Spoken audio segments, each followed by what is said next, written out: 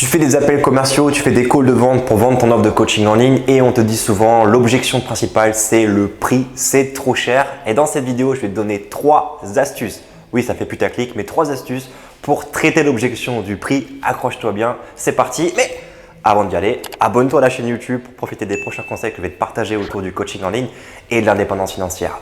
Let's go!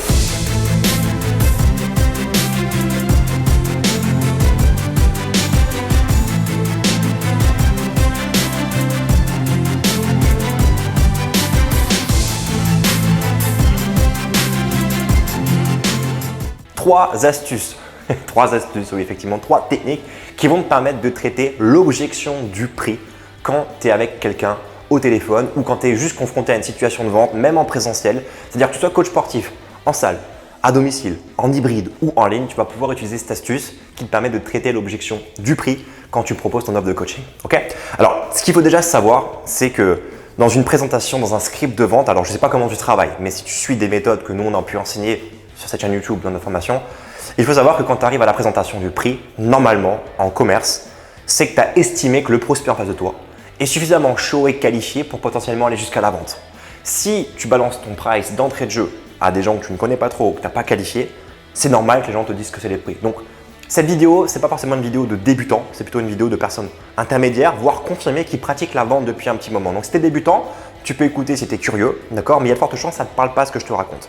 L'idée, c'est que tu aies déjà pratiqué la vente, que tu saches ce que c'est un script de vente. C'est-à-dire que pour te la faire simple, pour faire dans les grandes lignes, un script de vente, c'est quoi? C'est dans un premier temps, tu fais un bilan de la situation, tu essaies d'identifier l'objectif, tu comprends pourquoi ça ne marche pas pour elle, qu'elle a déjà essayé. Tu essaies ensuite de comprendre comment elle se projette dans le futur, si ça marche pour elle et tu vois comment tu peux l'aider. Et à partir de là, si la personne correspond aux critères que tu veux, tu vas lui présenter ton offre de coaching. Ok? Et arriver à l'annonce du prix, aux modalités. Si pour toi c'est ok ce que je viens de te dire là, tu peux écouter la vidéo. Si c'est pas ok, tu peux nexter, ça ne t'intéressera pas. Et on va de suite voir ces 3 fameuses astuces. C'est plutôt 3 techniques commerciales qui vont te permettre de traiter l'objection du prix. Ok?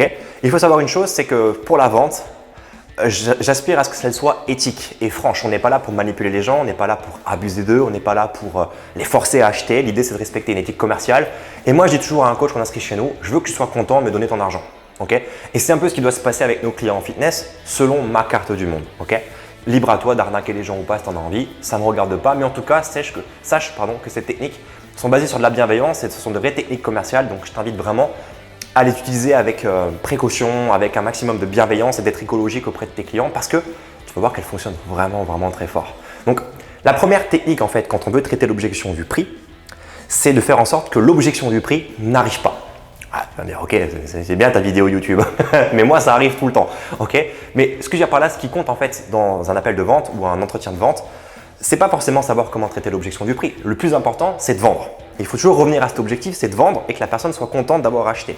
Et c'est plus important que de te concentrer sur l'objection du prix, d'accord? Mais rassure-toi, on va parler vraiment de l'objection du prix. Ce que je veux dire par là, c'est que quand tu arrives à la présentation de ton offre de coaching et que tu conclus par l'annonce du prix et les modalités, c'est que la personne est censée être intéressée et engagée, que tu as fait le choix d'y aller. Okay? Si dès lors que la personne confrontée à ta présentation, tu as pris ton programme de coaching, il y a du sport, de la nutrition, de la motivation, il y a ci, il y a ça, 3 séances par semaine, on va faire ci, on va faire ça, ok, top. On fait le bootcamp le week-end, on fait ce que tu veux. Et quand tu arrives à ça et qu'elle te dit, ok, c'est bien, mais par contre c'est trop cher, ça n'ira pas, boum, tu prends l'objection du prix. Avant de traiter ça, il faut déjà toi en amont, qu'en préliminaire, tu te poses des questions de savoir si ta présentation a été bien faite, c'est-à-dire quel est le référentiel de mon prospect par rapport à ce que je lui ai présenté pour que ce prospect soit capable de dire que c'est cher. Si maintenant je te demande d'écrire, je sais pas, la montre que je porte autour du poignet et je te dis cette montre elle coûte 10 000 €, c'est pas la vérité, mais elle coûte 10 000 €, tu dis ouais c'est cher, tu vois. Pire encore, si je te donne la marque de la montre, alors tu as pu le reconnaître, je peux faire un placement de produit, mais en gros c'est une Garmin, c'est la Fenix 7 je crois, avec le truc solaire dessus. C'est une montre qui vaut 800 ou 900 balles de tête sur le site actuellement au moment où je fais cette vidéo. Si je te dis que j'ai payé cette montre 7 000 €, tu me dis mais c'est cher. Parce que dans ton référentiel, tu sais qu'elle coûte 800. Et tu sais que des montres de cette gamme-là, ça coûte 700 balles, 800 balles quand elles sont connectées au GPS. Donc dans ton référentiel, 7 000 € c'est cher, d'accord? Quand on parle d'une montre comme Rolex ou autre qui coûte 30 000 balles, dans ton référentiel, tu peux te dire c'est cher, mais bon, ça les vaut. Mais en fait, ça reste une montre et tu n'es pas plus un expert en montre que moi. Donc, c'est quoi? C'est le prestige de la marque qui fait que potentiellement tu achètes l'expérience client, le produit, la qualité. Donc, tu te racontes une histoire et un référentiel qui fait que tu acceptes que ce soit un peu abordable. peut-être pas pour tes revenus, mais de manière générale, tu comprends des gens qui dépensent 30 000 balles dans une montre. Là, par contre, on n'est pas sur un produit d'exception. On est sur une marque de sport avec un GPS intégré. Donc, si je te dis que je l'ai payé 7 000 balles, tu te dis tu t'es fait arnaquer, mon gars. Ok?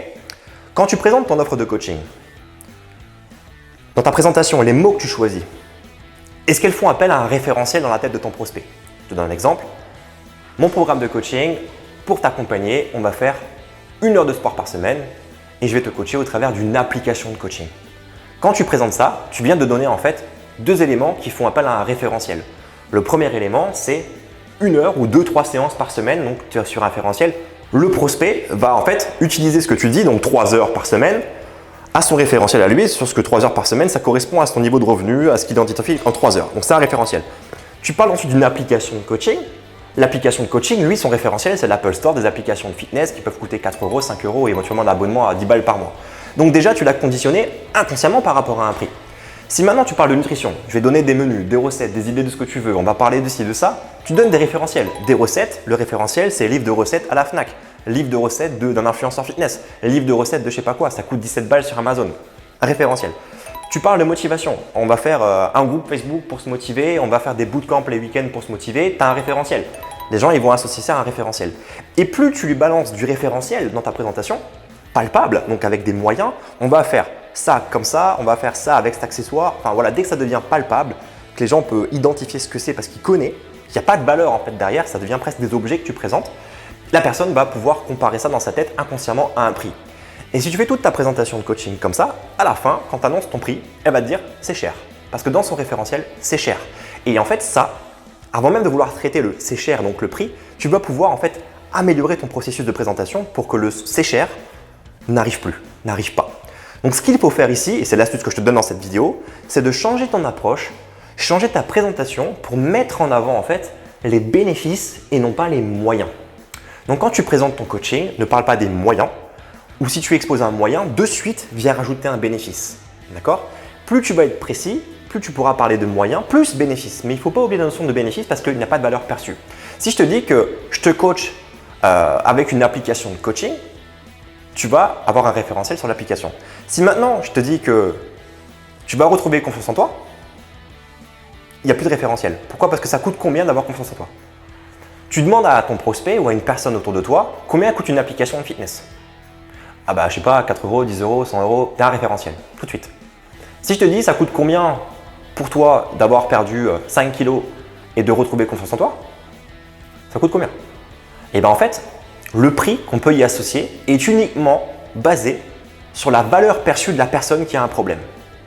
C'est-à-dire plus la personne à qui tu parles a un problème qui est fort pour elle, plus le prix potentiellement peut être haut derrière parce qu'elle va y mettre un engagement profond. Et si tu arrives toi à présenter toute ton offre de coaching en mettant en avant uniquement la valeur perçue, la personne n'aura pas de référentiel et elle va se dire c'est exactement ce qu'il me faut. Et elle va commencer à ruminer dans sa tête parce que plus tu vas présenter ce que tu fais, plus elle va se dire what the fuck, what the fuck, what the fuck, what the fuck, c'est ouf, putain ça va coûter cher, ça va coûter cher, ça va coûter cher tout ça parce qu'elle le veut vraiment. Donc oh, ça va être ouf. Et quand tu présentes le prix, c'est oh, ça va en fait. Elle peut avoir peur de s'engager, ça c'est autre chose, ok? Mais elle est plus bloquée sur un référentiel. C'est pas tac au tac le prix, c'est genre ah. Et si réellement le problème c'est vraiment l'argent, dans le sens où elle n'a vraiment pas la caillasse sur le compte en banque pour payer, elle va faire genre oh. Et elle va être déçue, elle va être triste, elle va être fâchée contre toi parce qu'en fait elle le veut tellement mais qu'elle ne peut pas le payer. Et là c'est vraiment le prix. Et là on peut traiter l'objection réelle du prix. Mais si c'est juste une question de référentiel, tu tombes dans un triangle de négociation sans fin. Tu crées une boucle parce que tu vas pouvoir l'attaquer après en disant mais oui mais bon, tu n'arrives pas à mettre au moins 2 euros par jour pour ton coaching et ta santé, c'est le prix d'un café. Oui mais non mais j'ai mes gosses à payer. Franchement c'est le prix d'un jambon beurre à midi, tu n'arrives pas à mettre ça pour ton coaching. Oui mais non mais moi j'aime pas le jambon beurre. Voilà, tu rentres dans une guerre de traitement d'objection. Et les formations de commerce classiques que tu peux faire dans le monde du fitness, qu'est-ce qu'on te dit? On te dit voilà, un client qui vous dit que c'est cher du PT, qu'est-ce que vous faites? Vous lui dites est-ce que tu fumes? La cartouche de cigarette, c'est combien? Et tu tombes sur une comparaison, un référentiel de merde. Et tu fais une guerre avec ton prospect pour essayer de le convaincre et de lui vendre. Mais ça ne marche pas. Ce qu'il faut faire, c'est travailler en amont. Et la vente doit être fluide. Il faut que le client ait envie d'acheter tout seul. Donc, traiter l'objection du prix, c'est bien, mais ça devient une guerre. C'est un détail minimaliste de ta vente qui n'a pas réellement d'intérêt. Alors, si tu es bon dans le traitement de l'objection directe, et je vais te donner encore 2 astuces dans cette vidéo pour les traiter en direct, Tu peux récupérer des ventes, tu peux réussir à le faire, mais c'est souvent des ventes un peu forcées. C'est des ventes qui nécessitent de manipuler, de confronter des gens à une réalité. Tu mets des claques aux gens en fait quand tu traites l'objection du prix. Quand tu lui dis clairement ça coûte combien un paquet de cigarettes, ou quand tu lui dis c'est le prix d'un jambon beurre par jour et qu'il se retrouve comme un con à dire je suis pas capable de payer un jambon beurre par jour pour ma santé, ton prospect il se sent con en fait. Et s'il signe c'est parce qu'il culpabilise et qu'il veut le faire quand même. C'est démarrer une relation de coaching quand même sur des bases qui sont très malsaines. Le but du coach c'est quand même de tirer les gens vers le haut et pas de les plomber. Donc si tu fais la vente comme ça, c'est pas très éthique. Mais ça n'engage que mes valeurs. Okay, donc on va plutôt travailler sur la présentation, la valeur perçue pour qu'il ait envie de se dire mais c'est ce que je veux et je vais trouver une solution pour payer. Et toi en tant que commercial et coach, tu vas aussi l'aider à trouver une solution avec des facilités de paiement, avec des plans de paiement, avec des paiements décalés. Tu trouves des solutions pour la personne, d'accord? On va maintenant voir deux autres astuces qui viennent compléter ça. Dès lors que tu as fait ce travail préliminaire, donc de faire en sorte d'avoir moins d'objections de prix, parce que la première astuce en fait c'est celle-là, c'est de faire en sorte d'avoir moins d'objections de prix. C'est-à-dire pour le traiter en fait c'est mieux qu'il y en ait un peu moins, comme ça tu es tranquille. Donc la deuxième astuce c'est cette fois-ci quand ça arrive quand même, c'est-à-dire tu as fait ton taf, le taf il est bien fait, mais que l'objection se présente quand même. Comment tu traites? Là tu traites, tu tailles, tu es en frontal et tu viens comparer à ce que je viens de te dire là. Tu peux prendre l'exemple du charlatan qui dit ok les paquets de cigarettes, tu fais les techniques de commercial de base. On ne va pas rentrer dans le détail dans cette vidéo, mais dans les grandes lignes, c'est de comparer les gens en fait, à ce qu'ils sont prêts à payer. La première chose qu'il faut que tu fasses, et c'est la deuxième astuce, c'est quand tu veux traiter le prix en frontal, quand quelqu'un te dit, tu dis par exemple mon coaching coûte 2000 € pour l'année ou ce que tu veux, les gens vont dire ah, c'est trop cher, c'est un budget et tout. Toi ce qu'il faut que tu fasses c'est ok, je comprends. Et tu désamorces. Tu ne rentres pas en conflit, genre ouais c'est cher, non, tu restes zen, ok, je comprends, j'entends. Et t'attends. L'atmosphère doit se détendre, il faut que la pression redescende, d'accord? Quelqu'un qui te dit c'est cher, il a du mal, ça demande un effort de te dire c'est cher, tu vois, il faut assumer de dire ça à son coach. Donc tu détends l'atmosphère et ensuite, tu dois impérativement collecter une information, c'est de savoir quel est dans sa carte du monde le prix qu'elle est prête à mettre pour ce que tu viens de présenter. Tu dois identifier ce prix. Et c'est la seule chose qu'il faut que tu fasses. Tu ne dois pas contre-argumenter, tu ne dois surtout pas te justifier. Quelqu'un qui te dit c'est cher et tu dis ouais mais t'as vu tout ce que t'as, on va quand même faire 3 séances par semaine, on aura ça, t'es mort. Tu es en train de te justifier, tu es censé être un expert, tu n'es pas là pour te justifier. Clairement pas. Ce qu'il faut que tu fasses, c'est que tu comprennes. Ok, je comprends. Mais maintenant, dis-moi Stéphanie, Brigitte, David, je ne sais pas comment tu t'appelles, Jean-Marcel, quel serait pour toi le prix le plus approprié pour faire ce programme de coaching? Quel investissement tu avais prévu d'attribuer à ça? Et là, les gens, en fait, ils vont faire je sais pas, machin, et il faut surtout pas lâcher. C'est ok, prends ton temps pour y répondre, c'est pas un souci, mais c'est important de savoir. Et tu le laisses. Et les gens vont faire et d'un coup, ils vont te balancer un price. Mais il ne faut pas lâcher, c'est-à-dire qu'il faut avoir ce price en retour. Ton objectif, peu importe le moyen, c'est d'avoir le prix en retour. La personne doit te donner un prix. Et là, ce qui va se produire, c'est que soit elle donne un prix qui est raisonnable, c'est-à-dire qui a du sens. Elle va te dire par exemple, je sais pas, 100 € ou 200 € pour le programme, pour l'accompagnement. Et là, tu peux rebondir en disant, parfait, 200 €. Si on part sur un budget mensuel de 200 € par mois, et l'année, on est bon pour le programme de coaching. Ah ouais, non, mais moi j'avais prévu 200 € pour une fois, juste une seule fois. Et là, vous pouvez lui dire, non mais sérieusement. Vous pouvez un peu secouer les gens, sérieusement. Comment ça, sérieusement? 200 € une fois pour les 90 années que tu vas vivre, c'est pas beaucoup d'argent finalement en fait. C'est comment tu vois les choses pour le futur. Tu veux être en forme juste 2 semaines et vous faites un comparatif après sur les mois et l'année qui vient. C'est-à-dire que c'est 200 € pour une année, mais les bénéfices, ça sera sur 2 ans, 3 ans, 4 ans, 5 ans, 6 ans. Et vous pouvez après revenir à une échelle beaucoup plus simpliste de dire, moi j'aime bien l'exemple du jambon beurre. C'est le prix du jambon beurre à midi, tu vas à la boulangerie, c'est 1,50 €, 2,50 € le jambon beurre. Ça fait 90 balles par mois, pour faire simple.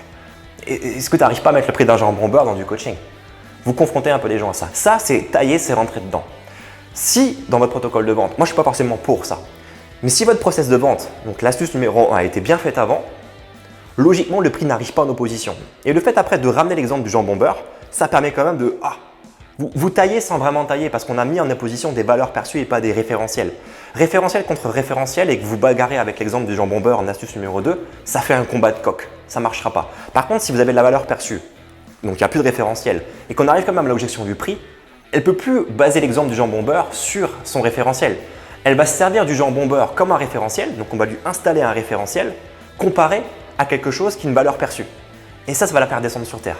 Parce que si vous présentez mal votre programme de coaching avec l'astuce numéro 1, j'espère que vous me suivez encore, mettez un like sur la vidéo si vous me suivez encore à ce stade-là.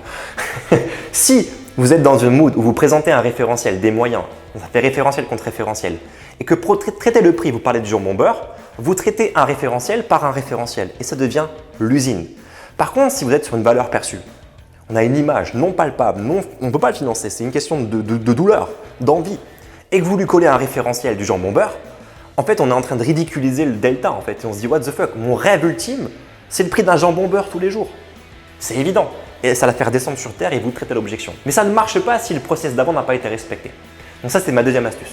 La troisième astuce, ensuite, c'est la porte de sortie. Vous avez bien fait l'astuce numéro 1, bien la numéro 2. On est sauf sur la numéro 2. Qu'est-ce qui va se produire? C'est que si réellement la personne n'a pas l'argent. Dans le cas numéro 2, elle a l'argent, mais elle est un peu réticente, donc on balance le jambon beurre. Ça permet de redescendre sur terre et de faire l'effort financier. Maintenant, quelqu'un qui n'a pas la caillasse, c'est vraiment une question d'argent. Qu'est-ce qu'il faut faire? Il faut pouvoir commercialement proposer une autre offre en respectant une éthique commerciale par rapport à la personne. Donc d'avoir un produit moins cher à lui proposer. Et par rapport à ça, donc ça c'est l'astuce que je vous donne. Maintenant, l'idée c'est de construire votre offre, de savoir comment elle a été faite. Et pour ça, ça va être l'objet d'une prochaine vidéo que je vais faire sur cette chaîne YouTube. On va parler des offres de coaching et du coup de comment moduler, comment agencer ces offres pour permettre de proposer quelque chose de moins cher en restant écologique et commercial pour un client. Quand vous proposez du personal training et que la personne doit impérativement faire 3 heures de sport par semaine et que vous vendez à l'heure, donc 150 € par semaine, quand vous lui retirez 2 heures pour que ça soit moins cher, vous ne lui rendez pas réellement service en réalité. D'accord? Parce que vous devez vous assurer qu'elle passe ses séances de sport. Donc c'est une solution commerciale, c'est peut-être pas la meilleure et vous êtes capé de toute manière en fait à votre temps. Sur le coaching digital, vous pouvez mettre en place des processus qui vont vous permettre de moduler vos offres et de quand même combler les attentes des gens. Et on en parle dans une prochaine vidéo. Mais ça, c'est la solution numéro 3. Proposer un premier produit en frontal, le vouloir et si vraiment l'argent n'est pas là, de trouver une solution arrangeante, de faire un compromis avec elle pour quand même pouvoir la coacher. Astuce numéro 1, faire en sorte que l'objection du prix n'arrive pas. Astuce numéro 2, le jambon beurre. Astuce numéro 3, proposer éventuellement une porte de sortie pour quand même trouver une solution pour aider la personne. Si vous faites ça, je peux vous garantir que votre taux de conversion à la vente va augmenter drastiquement et que le prix ne sera plus vraiment un problème à être abordé pour vous. Donc je vous encourage dès maintenant à cliquer sur cette vidéo ou sur le bouton abonner pour vous abonner à la chaîne YouTube, activer les notifications et ça a du sens que je vous raconte et que vous allez un peu plus loin. Je vous encourage à lire la description. Il y a un lien qui vous redirigera vers une formation gratuite pour vous apprendre cette technique de vente, pour créer un tunnel de vente, pour bosser sur le digital, pour commencer à découvrir un peu cet aspect web marketing et vous lancer en tant qu'entrepreneur sur le web. C'est une formation gratuite de 7 jours. Je vous encourage à jeter un coup d'œil. Puis moi, je vous dis à plus dans une prochaine vidéo. Ciao!